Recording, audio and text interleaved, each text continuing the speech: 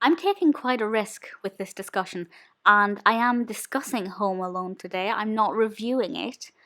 I feel like it's one of those films where certainly my review would add no value to anybody's life because most people have seen it, and if somebody hasn't seen it, then I feel like you're probably still going to give it a watch because it's so popular, so loved, especially at Christmas time. It's a film that everybody has seen. I've watched it at school countless times when I was younger. It was one that was put on a wet afternoon or whatever. And I'm taking a risk because I'm here to confess that I do not get the appeal. I know. There are things that I like about this film. I'm not saying it's a bad film. I just personally do not understand the hype. And I'm kind of doing this video, I'll talk a little bit about why I feel like that. But I'm actually doing this to kind of reach out and hope that at least one other person will tell me that they agree that Home Alone is not as good as everybody kind of makes it seem.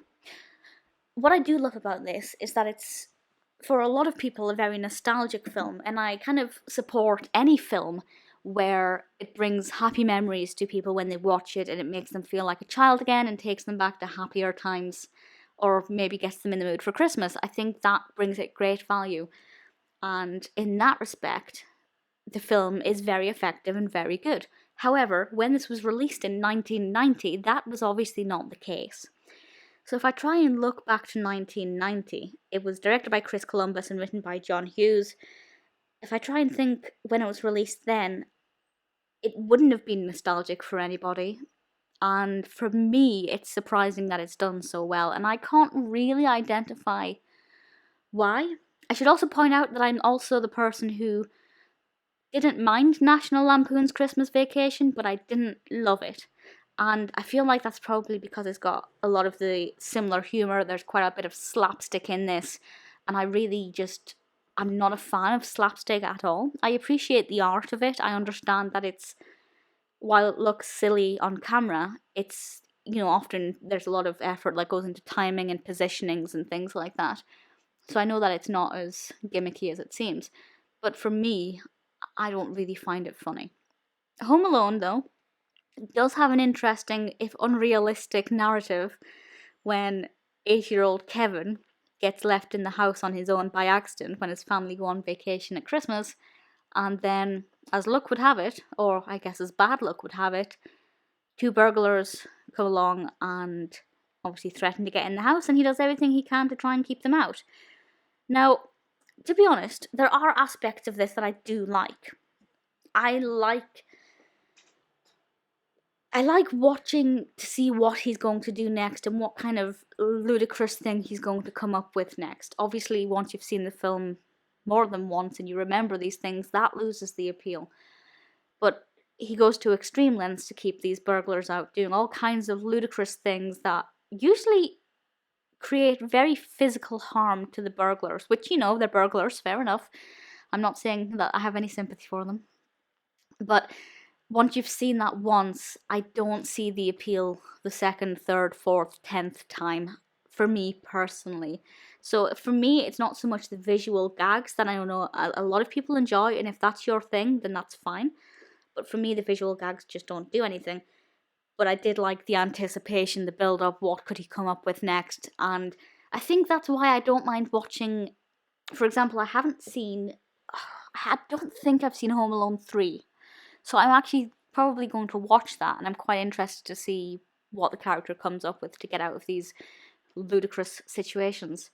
It's also quite fun to just see a free-spirited 8-year-old at home on his own, as ludicrous as this narrative is.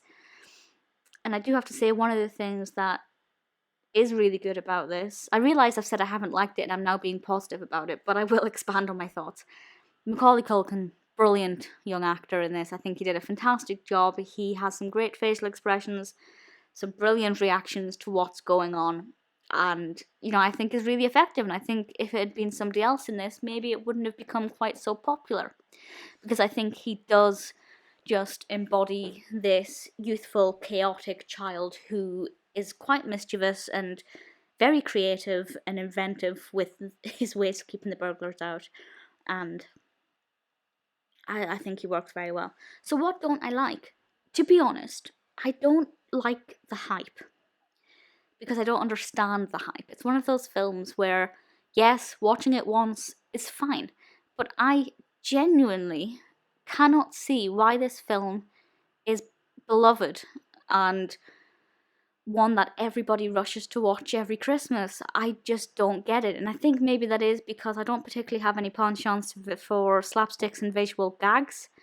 I know I need to suspend disbelief with this, but when these people are getting whacked in the face with heavy things, they're not just going to spring back up with a little bit of stars over their eyes.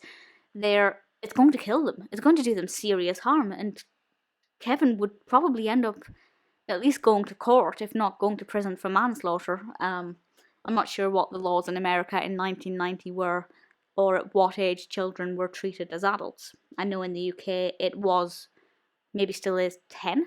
Kevin being 8, I'm sure he'd get off with it. Unfortunately, self-defense does not always work as an excuse.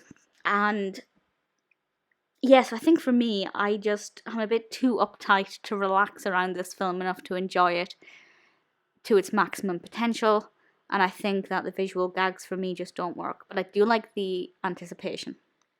I do like the fact that a lot of Kevin's actions are surprising and out of the blue. And as I said, Macaulay Culkin acts this role very brilliantly. So would I recommend it? Absolutely yes. If you haven't seen it, I'd thoroughly recommend it. But if you've seen it already, I don't know why it would be worth watching again at least every Christmas, unless it brings back very fond childhood memories.